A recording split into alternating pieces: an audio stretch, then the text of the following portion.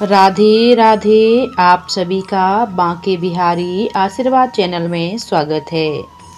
कार्तिक मास के शुक्ल पक्ष की एकादशी से लेकर कार्तिक पूर्णिमा तक तुलसी विवाह किए जाते हैं।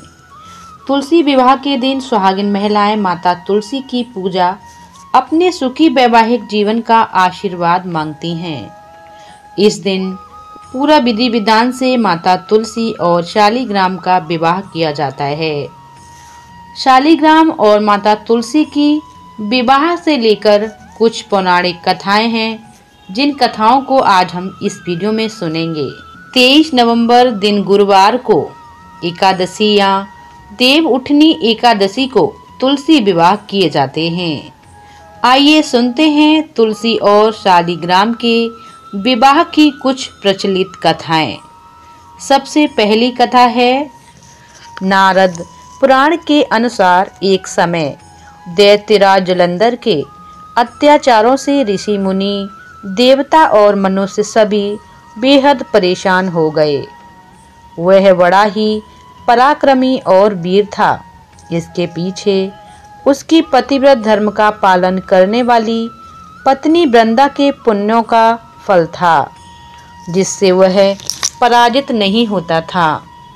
उससे परेशान देवता भगवान विष्णु के पास गए और उसे हराने का उपाय पूछा। तब भगवान श्री हरि ने वृंदा का पतिव्रता धर्म तोड़ने का उपाय सोचा।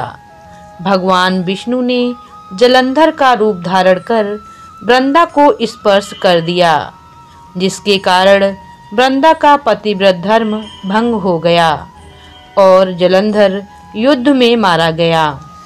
भगवान विष्णु से छले जाने तथा पति के वियोग से दुखी वृंदा ने श्री हरि को श्राप दिया, आपकी पत्नी का भी छल से हरण होगा तथा आपको पत्नी वियोग सहना होगा। यह श्राप देने के बाद वृंदा अपने पति जलंधर के साथ सती हो गई, जिसकी राख से तुलसी का पौधा निकला। वृंदा का पतिव्रत धर्म तोड़ने से भगवान विष्णु को बहुत ग्लानि हुई। तब उन्होंने वृंदा को आशीष दिया कि वह तुलसी स्वरूप में सदैव उनके साथ रहेगी। उन्होंने कहा कि कार्तिक शुक्ल पक्ष एकादशी को जो भी शालिग्राम स्वरूप में उनका विवाह तुलसी से कराएगा, उसकी सारी मनोकामनाएं पूर्ण होंगी। तब से तुलसी का विवाह होने लगा।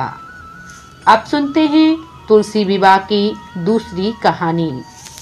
पौराणिक कथा के अनुसार एक बार माता तुलसी ने भगवान विष्णु को नाराज होकर श्राप दे दिया कि तुम काला पत्थर बन जाओ।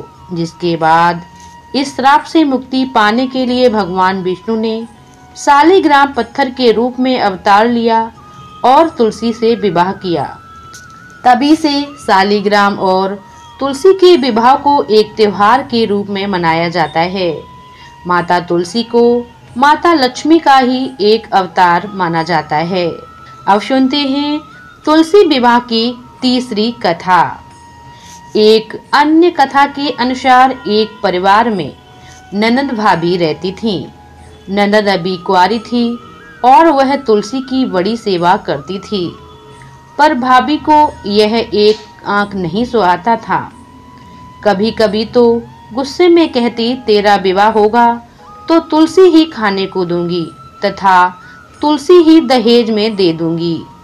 यथा समय जब ननद की शादी हुई तो उसकी भाभी ने बारात के सामने तुलसी का गमला फोड़कर रख दिया, लेकिन भगवान की कृपा से गमला स्वादिष्ट व्यंजनों में बदल गया।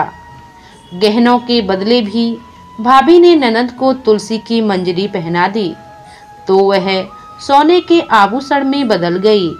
वस्त्रों के स्थान पर तुलसी का जनेऊ रख दिया तो वह रेशमी वस्त्रों में बदल गई। ससुराल में उसके दहेज आदि के बारे में बहुत बड़ाई हुई। इस पर भाभी को बड़ा आश्चर्य हुआ और तुलसी जी की पूजा का महत्व उसकी समझ में आ गया था। भाभी की एक लड़की थी। वह अपनी लड़की से कहती, तू भी तुलसी की सेवा किया कर, तुझे भी बुआ की तरह फल मिलेगा। तब लड़की का मन तुलसी की सेवा में नहीं लगता था। लड़की के विवाह का समय आया तो भाभी ने सोचा, जैसा व्यवहार मैंने अपनी ननद के साथ किया उसी के कारण उसे कितनी इज्जत मिली, क्यों ना मैं अपनी लड़की के साथ भी वैसा ही व्यवहार करूं। उसने तुलसी का गमला फोड़कर बारातियों के सामने रख दिया, परंतु इस बार मिट्टी की मिट्टी ही रही। मंजरी व पत्ते भी अपने पूर्ण रूप में ही रहे तथा जनेऊ जनेऊ ही रहा। सभी बाराती भाभी की बुराई करने लगे। ससुराल में सभी लड़की की बुराई कर रहे थे। भाभी ननद को कभी घर नहीं बुलाती थी। भाई ने सोचा मैं ही बहन से मिलाती हूँ।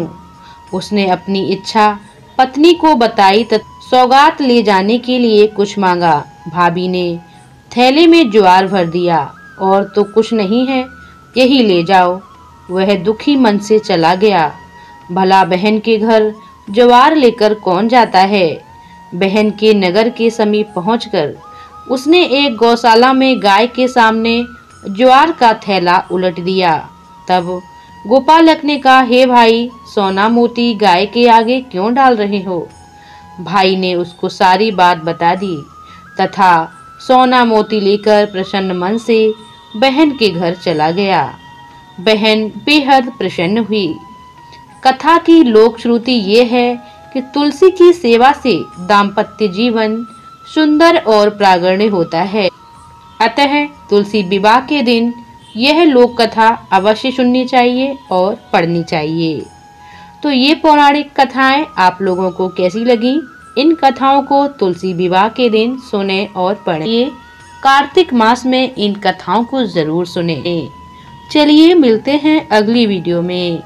तब तक के लिए राधे राधे।